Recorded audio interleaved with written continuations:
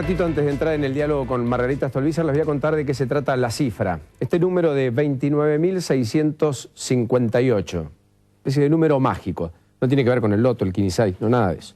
De hecho, entregan muchos premios y bastante más abultados. Incluso superando al millón de Susana, advierto, porque hay 4 que esta mañana se levantaron mucho más felices. Entre los 4 se llevaron casi 7 millones en el 15, que está entregando premios casi todas las semanas. Pero no tiene que ver con eso, tiene que ver con el domingo y en un ratito se lo cuento. Margarita Stolbizer, ¿cómo le va? Muy bien, gracias. Gracias por venir, buenas noches.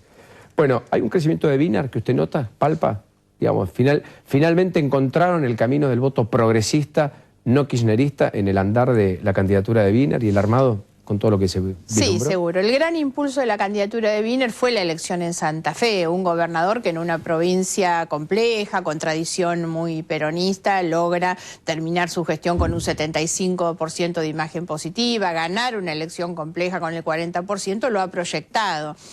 Nosotros veníamos, digamos, con un perfil tal vez bajo, justamente producto de la prudencia que el propio Wiener tiene, que nunca quiere acelerar sus tiempos, y para él este resultado en Santa Fe era muy importante. Pero además lo que nosotros venimos viendo, y es un dato bastante objetivo que empiezan a reflejar las encuestas, es que los otros candidatos por afuera del gobierno, me refiero a la oposición, son candidatos muy conocidos, con un alto nivel de conocimiento público, contrario a lo de Wiener, que todavía está en una etapa de instalación y conocimiento. Y los candidatos muy conocidos han tocado un techo. Ya no hay más gente que los vote pese a que son muy conocidos. Y en cambio nosotros vamos viendo que Wiener se va haciendo conocido y la gente adhiere, lo conoce y lo vota. Es que Wiener es una persona que transmite mucha seriedad. Wiener tiene 2 elementos que son el capital de nuestra campaña, que es mostrar gestión, sí, mostrar gobierno, la verdad, Santa Fe, en una provincia difícil. Lo hace siempre con diálogo, construcción de consensos, consejo económico-social para discutir las políticas y al mismo tiempo honestidad, transparencia en el manejo de los recursos públicos. No es fácil, no hay otros candidatos que puedan mostrar al mismo tiempo experiencia de gestión y tanta transparencia, cosa que él traduce. Entonces esto es lo que me parece, cuando la gente lo empieza a ver, la gente lo toma, lo acepta, lo vota y eso va mostrando un incremento en las intenciones de voto que se va a reflejar, tal vez no todavía todo este domingo, sino que va a ser determinante en la elección de octubre. O sea que para usted es un piso, lo del domingo, y en todo caso luego va camino a... Exactamente, creo que es el único candidato electoral que está en condiciones de crecer. Y lo otro es que vamos viendo un escenario muy abierto. Recordemos que hasta octubre, hasta la muerte de Néstor Kirchner, todo el mundo decía la oposición gana la elección. Entre la muerte de Néstor Kirchner y hace un mes, 2 meses atrás, todo el mundo decía Cristina eterna, invencible, gana en la primera vuelta. Y hoy hay un escenario muy abierto. Ese escenario abierto abre las posibilidades de figuras nuevas como Wiener, por supuesto, y deja lógicamente un margen hacia la elección de octubre, donde ya lo más seguro es que no haya resultado de primera vuelta, vamos al balotaje, y entonces nosotros nos vemos con chances de ingresar en ese balotaje. Bueno, la madre de las batallas se da en su provincia, en la provincia de Buenos Aires, sí. Así que no tiene un peso, yo diría, chico tras su... Es muy importante. Usted viene ya de 2 batallas electorales, 2003 y 2007. 2003 que la consagra, la catapulta de ese radicalismo del 2% a nivel nacional, con usted cerca del 10%. Ya tuvo el 16% en el 2007, es decir, que viene en alza, con otro esquema, con otras alianzas, con otros acuerdos. Esta es la primera vez que creo que va más sola a la elección, si usted me permite, casi parecida a la del 2003, digamos. ¿Finalmente usted cree que va a capitalizar el voto radical desencantado con el acuerdo con De Narváez y con la idea de terminar votando un peronista en su distrito después de la discusión histórica entre peronistas y radicales? Esto es bastante así, pero no es solamente así. O sea, yo creo que ese acuerdo fue un acuerdo expulsivo del votante tradicional radical, pero me parece que hoy ya no están tan determinadas las identidades, digamos. No es que la gente tiene un voto radical y que por eso define. Me parece que hay un voto muy mayoritario, que es un voto más independiente, que quiere que algo cambie en realidad. Y ese votante es el que nos está mirando a nosotros. Las otras alternativas, Scioli no tiene diferencias con De Narváez, como no las tienen con Macri, por ejemplo. Amadeo no tiene ninguna diferencia con ninguno de ellos. Son claramente una opción mucho más conservadora, mucho más, obviamente, de una raíz peronista. Entonces creo que hay un votante un votante que tiene una visión progresista, pero un votante que vincula el progresismo con la honestidad, obviamente, que no va a elegir entre volver al pasado a ninguno de los que han gobernado la provincia en estos 20 años. Y ahí es donde yo creo que claramente nuestra opción es la que se presenta en la provincia de Buenos Aires para esos votantes que lo que quieren es un cambio. ¿Marita, le llegó la plata de la campaña finalmente? ¿Se la depositaron en la cuenta? Hoy en la mañana estaba acreditado. Tuvimos hoy incluso en la mañana un cruce con Alejandro Tulio, el director nacional electoral, porque dice, no, al gobierno se le debitó el jueves pasado, lo van a tener hoy. Sí, esto es así. Ahora, ¿por qué no lo debitaron una semana antes, no? Con algo tan planificado como una interna el 14 de agosto que todo el mundo sabía. Porque entendamos cuál es la importancia que esto tiene. Atravesamos el fin de semana previo a la elección sin poder repartir boletas, sobre todo con la importancia que la boleta tiene como porque ustedes la mandaron a imprimir, pero el imprentero no se la quería dar no se puede hasta que no le paguen. La boleta si uno no paga, estamos hablando de mucho dinero además, ¿no es cierto? Entonces hay que tener en cuenta esto, lo que nosotros planteamos lo venían planteando los jueces electorales dijeron más de una vez. Bueno, Servini de Cubría se plantó, dijo, no hay condiciones materiales, no tenemos los recursos, es muy difícil organizar un comicio así. Y en la provincia de Buenos Aires hablamos de una elección muy grande, con una enorme cantidad de cargos, una boleta con 6 cuerpos, la verdad, una elección compleja. Y sin embargo, el gobierno no ha puesto, digamos, en condiciones este proceso electoral. En esa elección en la provincia de Buenos Aires, en los 135 distritos, ¿ustedes tienen candidatos unificados, intendente? ¿O hay internas incluso dentro del propio espacio en alguno de ellos? Hay algunos muy pocos. Para nosotros sí, la interna no, digamos, hay otros partidos, el dualdismo, el Frente para la Victoria, que tienen disputas, que tienen disputas muy fuertes por abajo, porque además eso creen que les reporta votos. Nosotros hemos intentado evitar la interna, entonces son casos muy excepcionales. En algunos distritos la hay, pero casos muy excepcionales. En general vamos con la lista de unidad en todos lados. Margarita, ¿qué impresión tiene respecto a lo que sucedió el fin de semana en torno a la famosa nota publicada de Daniel Scioli en los diarios, en el espacio publicitario, hablando de yo creo en Dios, como yo creo en vos, que es un poco el eslogan de Scioli, en esa foto donde está rezando con su esposa Karina Rabolini. Es mucho más grave el yo creo en Dios que el yo creo en vos, digamos. La campaña que venía Scioli con el yo creo en vos apelaba a una emotividad del votante y hasta ahí dentro de la ley, digamos, me parecía razonable. Digamos, esto no es que esté fuera de la ley, pero yo creo que claramente cuando un político ingresa en esta cosa de misticismo, la fotografía, no nos olvidemos primero que es un espacio pago, la contratación de una solicitada, página entera, impar, en los diarios del día domingo, eso es costosísimo, para publicar una fotografía del gobernador con su señora arrodillados rezando, la verdad. Es una apelación que además lo dice la oración, porque es el inicio de una oración de la religión católica, el yo creo en Dios, creador del cielo y de la tierra, y de ahí él saca su discurso. Es una utilización de lo religioso y es la renuncia a la política. Yo creo que lo grave es cuando renunciamos a discutir ideas, proyectos, propuestas, la verdad, para empezar a apelar a este tipo de cosas. Y cuando un político ingresa en esta cosa mística, creo que desaparece la política y desaparece Dios también, porque la figura de Dios es claramente la utilización de una estrategia de campaña. ¿Usted es católica, Margarita? Soy católica, ¿Practicante? Sí. Voy a la iglesia, pero lógicamente que a mí no me sacan fotos para publicar en los diarios. Ojo, como tampoco me sacan las fotos cuando voy al mercado y a De Narváez sí se las sacan y esos son elementos de campaña. A veces lo novedoso en el político pasa a ser una noticia cuando en otros que hacemos las cosas de manera más natural no se constituye noticia, ¿no? El día que uno viaja en el subte, siempre me acuerdo, Chacho Álvarez, los periodistas y los fotógrafos lo cazaban cuando viajaba en el subte y al resto cuando viaja en el transporte público no le pasa. Y ahora ocurre un poco, porque hay, digamos, toda esta cosa de la mediatización de la política. Construcción de imagen le llaman. Claro, y nosotros sabemos que esto es así, que es necesario y uno tiene que hacer una campaña a través también de los medios de comunicación, pero creo que debe haber límites, no tanto legales, sino límites de reglas de juego, éticas, y es necesario recuperar la política. Si no hay confrontación de ideas, que la gente pueda diferenciar qué es lo que cada uno propone, qué es lo que propone hacer y cómo propone hacerlo, y que la discusión vaya a ese punto, ¿no?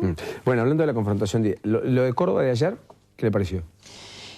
Lo de Córdoba va mostrando, por un lado, el triunfo de los oficialismos en todos lados, ¿eh? No es un dato menor, porque de la Sota Hay que notar eso, De la Sota es un candidato que casi no hizo campaña publicitaria, no habló con los medios, no dio notas. Su campaña fue el no hacer campaña, digamos. Exactamente, pero ¿qué tenía? Tenía el gobierno de Schiaretti, que es un gobierno que se diferenció del gobierno nacional, y con eso fue su campaña. Ahora, se da una situación paradojal, porque el kirchnerismo sin candidato se subió a último momento para apoyarlo. Entonces, ¿cuánto del porcentaje alto, muy alto, que obtiene De la Sota en su resultado corresponde al kirchnerismo? Digamos que aún concediéndole que alguna parte le hubiera sido, creo que en gran medida no hay un voto kirchnerista en ese componente del 40%. ¿Usted ve un voto más dualdista de Alberto Rodríguez Sá, claro, o más peronista tradicional? Pero la conclusión a la que iba a llegar es que otra vez una elección como fue la de Santa Fe y la de Capital están mostrando tal vez un 70% de gente que vota en contra del gobierno nacional. Por eso es que estamos en un escenario muy dinámico y muy abierto.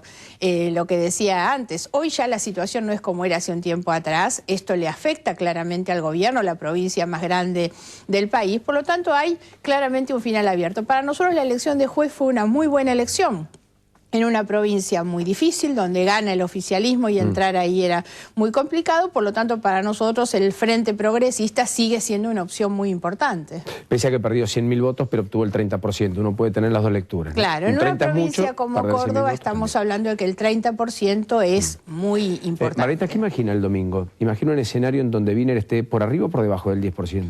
Imagino por arriba del 10%. ¿Imagina a la Presidenta por encima del 40%? No imagino a la Presidenta por encima del 40%.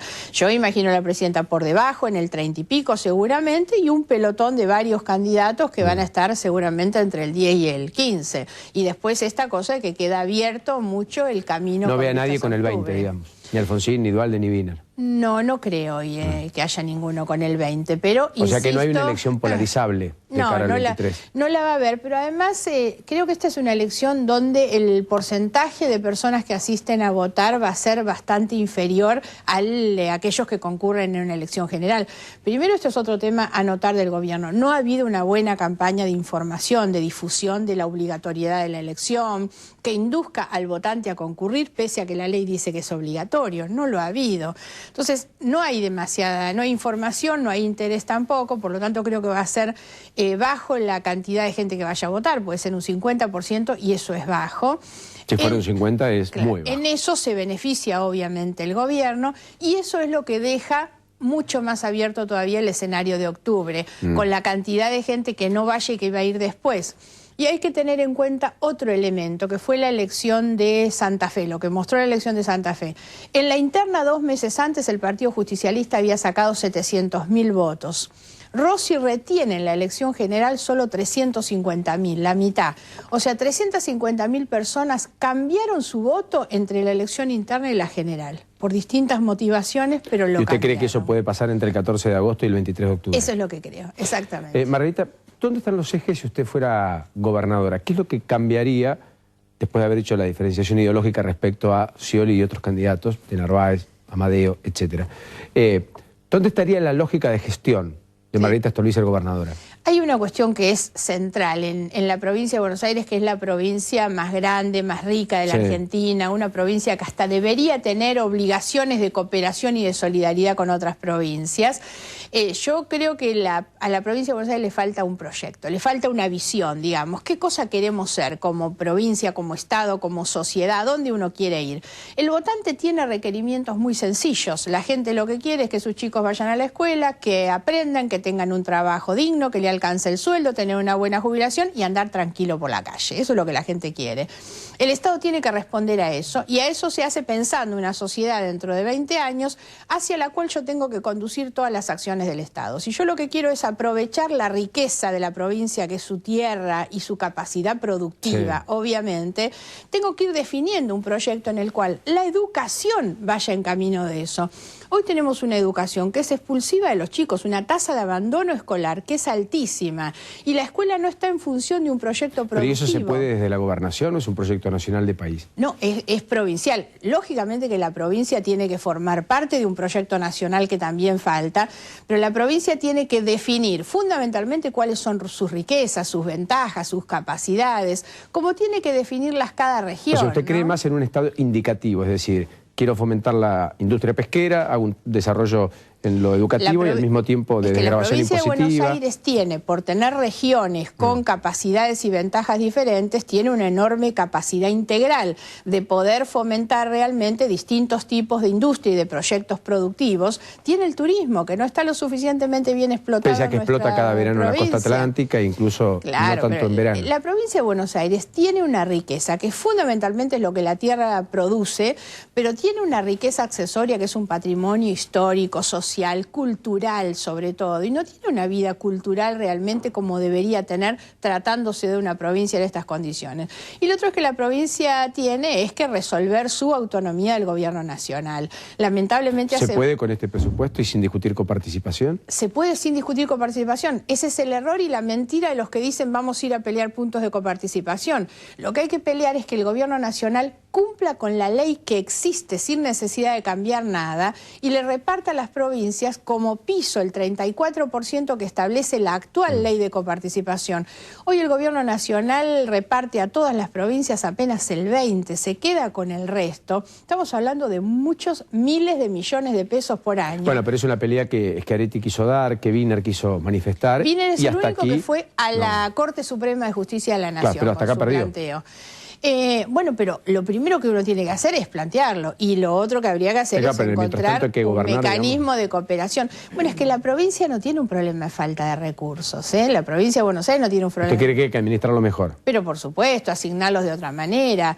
Yo doy muchas veces un ejemplo. Sí. Hoy se gasta más dinero en difundir publicitariamente la incautación de droga que en poner los centros de prevención y atención para adictos, la verdad. Eso es inconcebible, pues lo que nosotros tenemos no es que publicitar si logramos encontrar mercadería. Lo que tenemos que hacer es resolver el problema de los chicos hoy poniendo los centros de atención que se han desmantelado. Eso solo como ejemplo en cuanto a la comparación del gasto, ¿no? Margarita Stolbizer, muchas gracias por venir. Al contrario, gracias y muchos por la éxitos el domingo. Muchas gracias. Pausa, cuando nos reencontremos la cifra, cuando nos reencontremos el pronóstico político, cuando nos reencontremos más de este último minuto. Ya venimos.